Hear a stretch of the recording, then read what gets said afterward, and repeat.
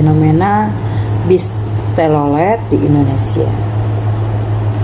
Publik tanah air sempat dihebohkan dengan fenomena on telolet on, pemandangan yang dan suasana bus yang memainkan klakson, variasi atau telolet dari beragam suara serta lagu, teriakan kode bus mania yang meminta bus membunyikan klaksonnya kepada sejumlah masyarakat di sepanjang Jalan Lingkar Selatan maupun di kawasan wisata Anyer, Serang, Banten.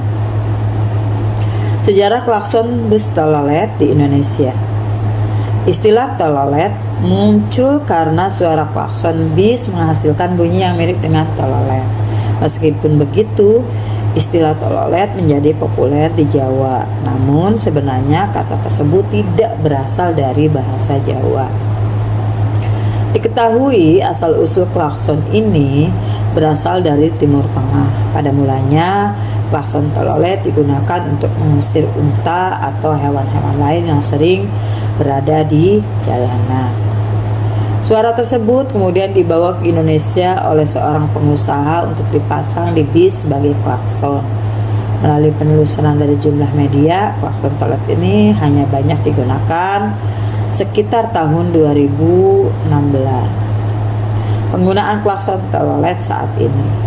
Penggunaan klakson telolet saat ini telah dilarang dengan di sejumlah daerah termasuk Tangerang, Solo, dan Bandung, sekitar wilayah Jawa.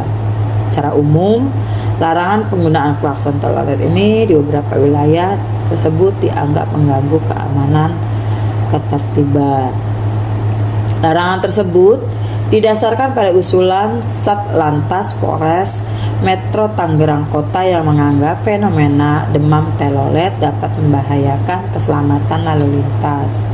Adapun tujuan pelarangan ini adalah untuk menjaga ketertiban, keamanan, dan keselamatan lalu lintas di kota Tangerang.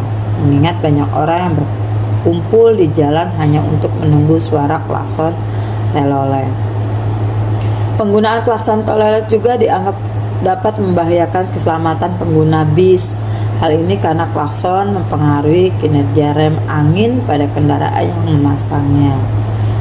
Dua sisi klakson telolet bis antara menyenangkan dan meresahkan.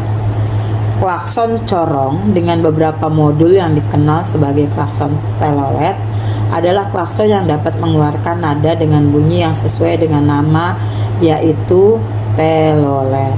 Pelopor bis dengan klakson telolet pertama kali perusahaan otobis atau PO Efisiensi asal Kebumen, di mana klakson tersebut disematkan pada armada bisnya yang dibeli dari Arab Saudi. Antusias dan masif. Sejak tren di tahun 2016-an, masyarakat banyak menyukai telolet. Bahkan artis luar negeri juga ikutan memeriahkan melalui beberapa sosial media. Dari berbagai elemen masyarakat, anak kecil paling mendominasi di berbagai ekspresi yang sumringah.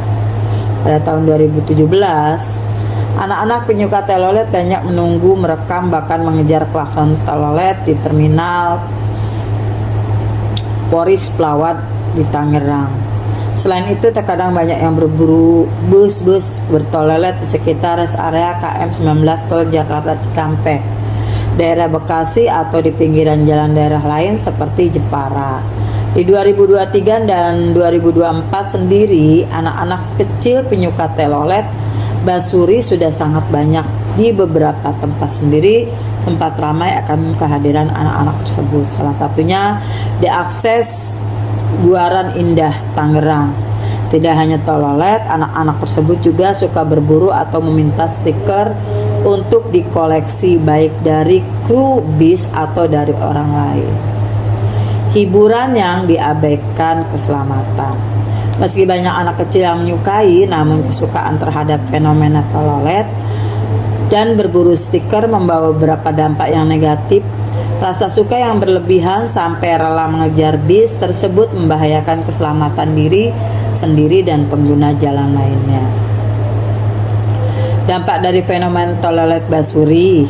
Tren anak kecil berburu stiker dan toilet bus banyak menimbulkan korban luka. Namun peristiwa di Merak pada pekan lalu adalah kejadian pertama yang menimbulkan korban jiwa. Setelah kejadian tersebut membuat beberapa instansi melarang penggunaan telolet pada bis. Menurut para ahli, fenomena klakson telolet ini memiliki sisi positif dan negatif. Positifnya adalah klakson telolet ini bisa mempromosikan pengguna bis yang sekarang sudah beda dengan zaman dahulu karena fasilitasnya lebih baik. Ini fenomena klakson telolet bisa memperkenalkan ke masyarakat bahwa bis sebagai transportasi massal sudah bagus dan banyak fasilitasnya. Ini juga membantu pemerintah mengkampanyekan ayo naik bis, ayo naik kendaraan umum, sehingga bisa mengurangi kemacetan, kata Arif kepada Detik Oto melalui pesan singkatnya.